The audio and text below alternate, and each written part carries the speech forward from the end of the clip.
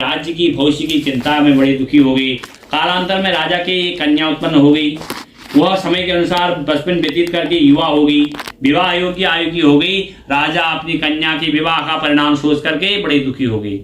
वे विचार करने लगे कुछ बचाव का प्रयास किया जाए। ऐसा सोचते सोचते देव प्रेरणा से राजा को नारद जी का स्मरण हो गया। नारद जी की याद आ गई। धर्मात्मा राजा ने आवाहन करके नारद जी को बुला लिया, सारी बातें बता दी। नारद जी कुछ पल विचार करके बोले, हे राजन, तुम अपनी कन्या का विवाह का दायित्व उसी पर छोड़ दो जिसके साथ वो विवाह करेगी। वो सोचेगी, तुम प्रसन्न हो कि उसके साथ उसका विवाह कर देना। उसका दायित्व इसी पर छोड़ दो, योग्य वर तलाश करो। बल तुम्हारी कन्या जिस युवक को अपना भावी पति के रूप में तुम्हारे सामने प्रस्तुत करेगी, तुम उसी के साथ अपनी कन्या का पूर्ण शास्त्र विधान से, विधि विधान से विवाह करवा देना। राजा ने अपनी कन्या सावित्री को बुलाया, नारद जी की बातें बताई करके पूछा, हे पुत्री सावित्री, तुम कहो तुम्हारा क्या विचार है। सावित्री बोली, हे पिताजी, मैं नारद जी के आदेश का प्रसन्नतापूर्वक पालन करूंगी।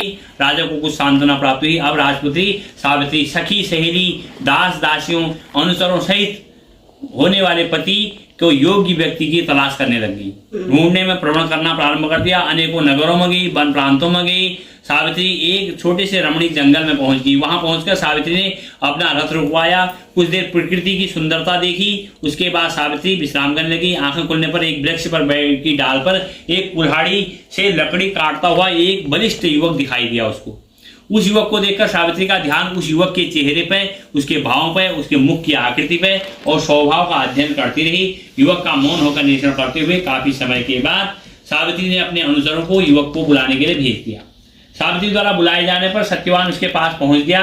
सावित्री द्वारा परिचय पूछे जाने पर उस युवक ने क्या कहा, हे राजकुमारी, मैं एक दरिद्रा प्रभावित कुलीन ब्राह्मण हूँ। इसी जंगल में रहता हूँ। मेरे साथ मेरे माता पिता भी रहते हैं। वे अंधे हैं। मैं जंगल की लकड़ी काट करके बाजार में बेचता हूँ। इसी से हम तीनों प्राणियों का जीवन निर्वाह होता है। मेरा नाम सत्यवान है। आप कहिए, मैं आपकी क्या सेवा करना चाहता हूँ। इतना कहा, उसी समय उस सत्यवान नामक युवक की शालीनता, शिष्टता, स्पष्टवादिता से सावित्री बड़ी प्रभावित हो गई। उसने युवक के गुणों से प्रभावित होकर के उससे विवाह करने का निश्चय कर लिया। ऐसा निर्णय लेते ही सावित्री ने युवक से शांत गंभीर स्वर में विनम्रता पूर्वक विवाह का प्रस्ताव रखा। सावित्री का प्रस्ताव सुन करके सत्यवान ने कोमल नम्र स्वर में कहा, हे राजकुमारी, मेरे साथ विवाह करना आपके लिए उचित नहीं है। मेरे साथ ही आप भी दुखों और संकटों से घिर जाओगी। इसके बाद सावित्री बार बार विवाह का आग्रह करने लगी तो सत्यवान तरह तरह से समझाते रहा, लेकिन सावित्री के हट के खातिर सत्यवान ने कहा कि समीप में मेरी कुटिया है, वहां मेरे माता पिता हैं, उनके सामने अच्छा है कि उनके सामने चलते हैं। ये प्रस्ताव उनके सामने रख देते हैं। वहां सत्यवान के अंधे माता पिता, सावित्री आ गई। वहां सत्यवान के माता पिता, अंधे माता पिता थे।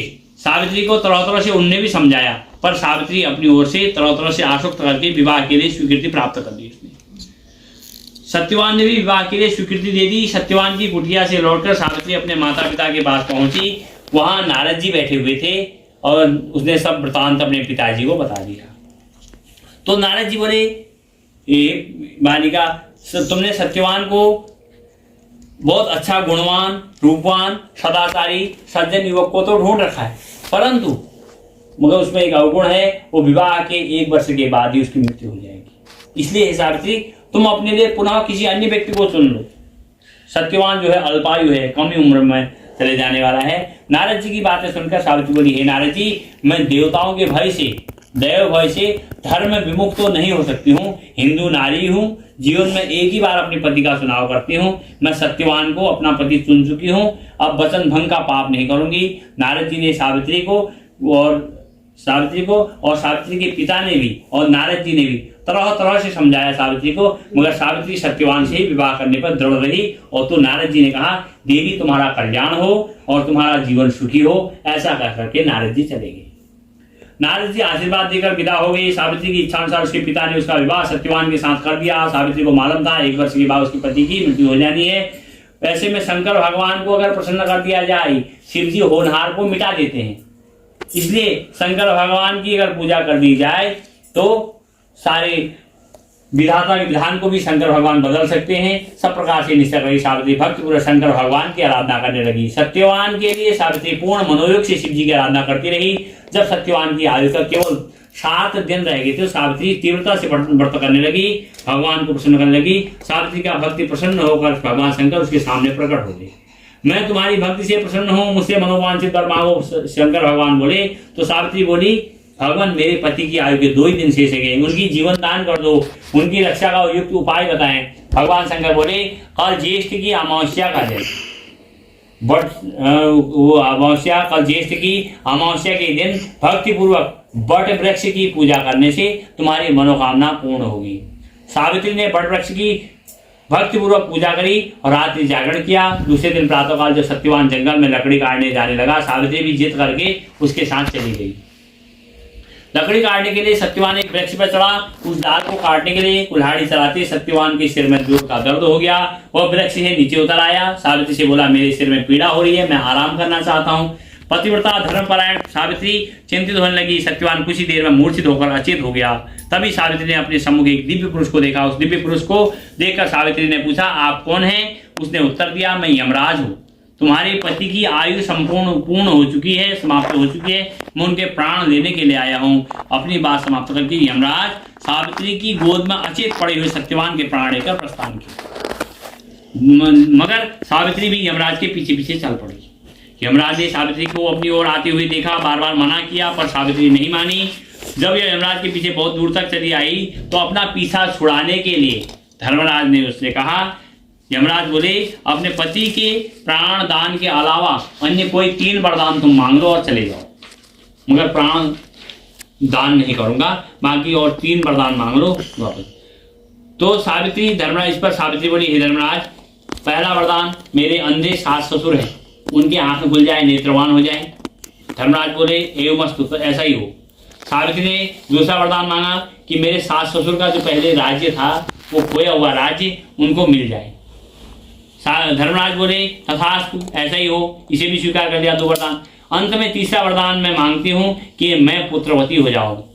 धर्मराज ने कुछ अटपटी वाणी समझ में नहीं आया। धर्मराज बोले, तथास्तु, ऐसा ही हो।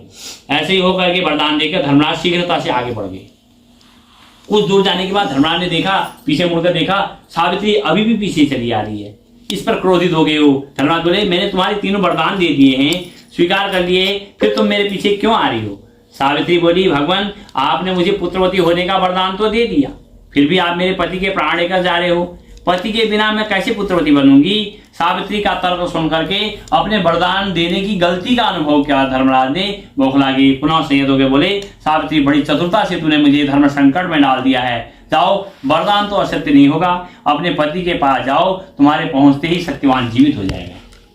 सावित्री अपने पति के पास लौटकर आई, वह जीवित हो गया। दोनों प्रसन्न होकर घर आए। कुछ ही समय में यमराज के दोनों वरदान भी पूरे हो गए। सावित्री के सास ससुर को दिखाई देने लगा, उनका राज्य भी वापस मिल गया। यह सब बड़ शायद अमावस्या व्रत का प्रभाव का फल था। जो इस व्रत को करता है उसकी मनोकामना पूर्ण हो जाती है और उसके पति की दीर्घायु हो जाती है। इस व्रत को सर्वप्रथम सावित्री ने किया था, अतः इस व्रत का दूसरा नाम बड़ सावित्री व्रतम भी है। हे भगवान, जिस प्रकार आपने सावित्री को अटल सुहाग दिया, वैसे ही ये व्रत करने वालों को अटल सुहाग देना, सबों को देना, सबकी मनोकामना पूर्ण करना। जो आपका भक्ति पूर्वक व्रत करे, सावित्री की कृपा से उसकी मनोकामना पूर्ण हो जाए। निर्धनी को धन, निपुत्री को पुत्र, कुमारी का मनपसंद वर की प्राप्ति, रोजगार प्राप्ति हो, सबकी मनोकामना पूर्ण हो और स्त्रियों का सौभाग्य बढ़े हैं। सावित्री के पिता को पुराने शाप से भी मुक्ति होगी। सावित्री के पिता अशुपति को भी 100 पुत्र हुए। सावित्री सत्यवान से भी 100 पुत्र हुए। फिर दीर्घायु तक राज्य होगा। अंत में वैकुंठ को जाए। प्रत्येक सौभाग्यवती स्त्री के लिए व्रत करना आवश्यक है। जो इस व्रत को करता है उसकी मनोकामना पूर्ण हो। आपकी मनोकामना थी। ओम श्री नारायण नमस्कृतं नरं चैव नरोत्तमं देवी सती व्यासं ततो जय। बोलो शंकर भगवान की नारायणाय नमः। ये सावित्री व्रत है।